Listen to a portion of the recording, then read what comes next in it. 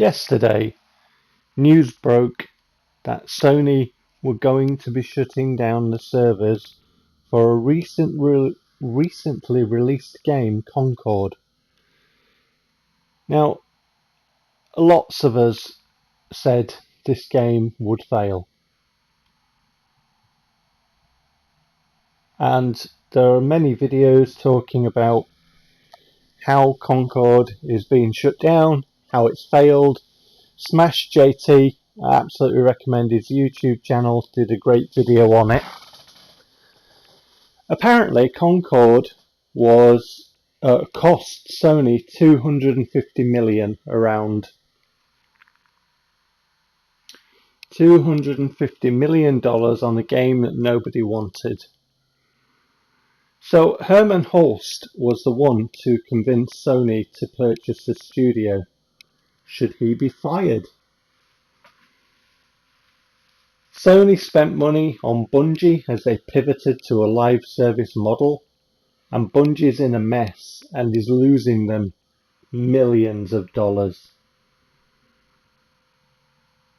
Sony pivoted toward a live service model and shut down Japan Studio, for example. Japan Studio, responsible for Gravity Rush 2. Well, we won't be seeing Gravity Rush again, will we? My daughter played this game and she absolutely loved it, and just like Drive Club, Sony shut the servers down. And they shut the servers down on Gravity Rush 2 not too long after release. Think about a year. No more games like Ico or Shadow of the Colossus. Shadow of the Colossus is quite an iconic game, going back to PlayStation 2. I picked up Ico second hand some time ago. Really good condition it's in, so I've been enjoying that. And Shadow of the Colossus, obviously on PlayStation 4, got the Blue Point treatment, and this is the intro of it, or part of the intro of it. It looks a very beautiful game.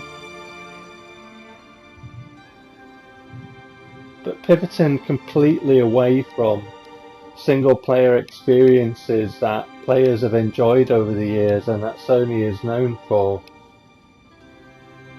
going to a more westernized based studios and going to this live service model that they've thrown money at with Bungie and obviously Concord, and those two are huge failures. Wouldn't it be nice to see single player experiences built and made for PlayStation 5? That's what Sony delivered before on other systems, and that's what Sony was known for. Single player experiences. But Japan Studio, gone.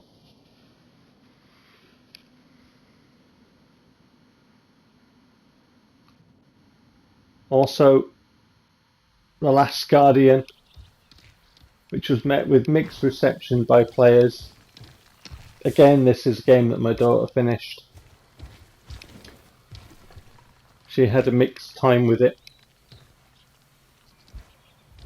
But there's no quirkiness, you know? No quirkiness. It's just live service stuff. And obviously Concord failed. There was no audience for Concord. Another Japan studio, but collaboration from software, obviously. Bloodborne, which are we going to get a 60 frames per second update for PlayStation 5 for this game? Are we going to get a remaster? They like remastering The Last of Us, don't they? And London studio shut down. And on top of these things, we won't get a Days Gone 2. I absolutely loved my time with Days Gone when I first got it. I picked it up at launch, and I just went against some of the reviews that I'd read, some of the crazy reviews. Sure, the game had frame rate issues and it had, other things, other bugs and stuff in the game. There were. I platinumed it before, like all the kind of updates to smooth everything out. I think I bought it and I just kind of played it until I platinumed it. But yeah, I absolutely loved Days Gone. From a perspective of me as a customer buying a PlayStation 4 coming from Xbox 360, I really wanted to jump in and experience what Sony had to offer.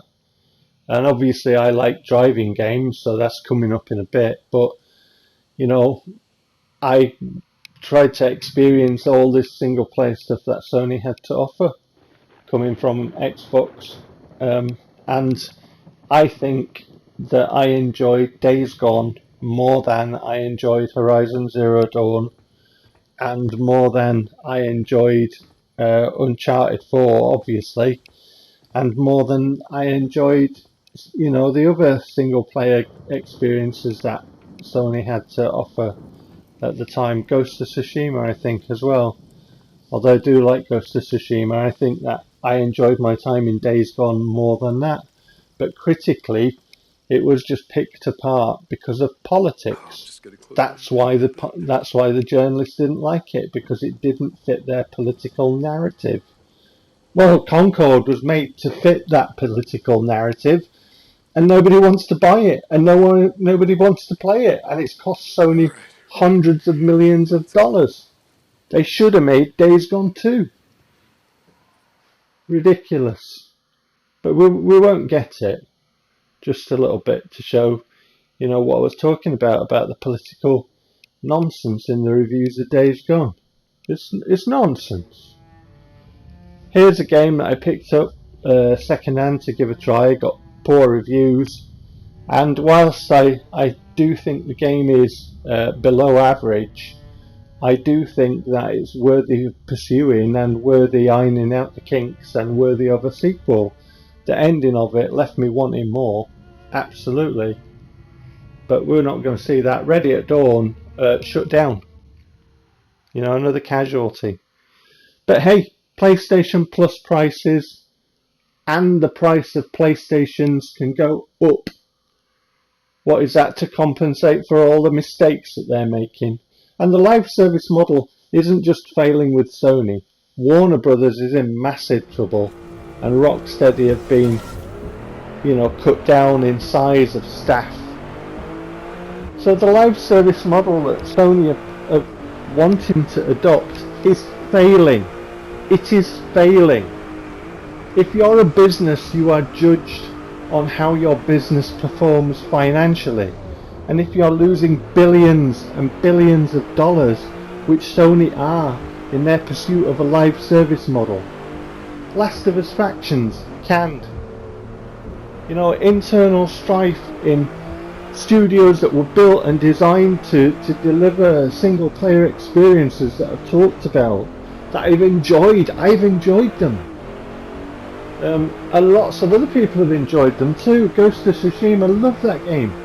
Days Gone, love that game. Horizon Zero Dawn, it's not everybody's cup of tea, but it resonated with me. And Forbidden West. You know, and we won't see Drive Club. We're not going to see that, because Sony don't care. Sony are more interested in pissing money down the drain, in throwing it away on slop like Concord. And we told them that nobody wanted it, and they still went ahead with it. Hermen Hulst, you know, Concord could be the greatest multiplayer experience. Should Hermen Hulst be fired? Serious question. Should Hermen Hulst be fired? Absolutely responsible for, you know, one of the people largely responsible for throwing away hundreds of millions of dollars. And obviously it's you and I that are asked, you know, well, if you want PlayStation Plus, if you want to connect to other people and play online with them, then it's going to cost you more. You know, if you want to go into a shop and buy a PlayStation now, it's going to cost you more. Is that to pay for their stupid business decisions? You know, I remember Satoru Iwata taking a 50% pay cut because of the failure of the Wii U. Maybe a bit of humility like that might be in order. Or is that a Japan only thing and Sony have shifted away to the western shores of California so they don't do that? I would like to see Drive Club. I would like to see good single player experiences. I would like to see common sense restored to the gaming scene, and all I'm seeing is failure and layoffs because of pursuing a political narrative and an audience that does not exist. Anyway, you take care.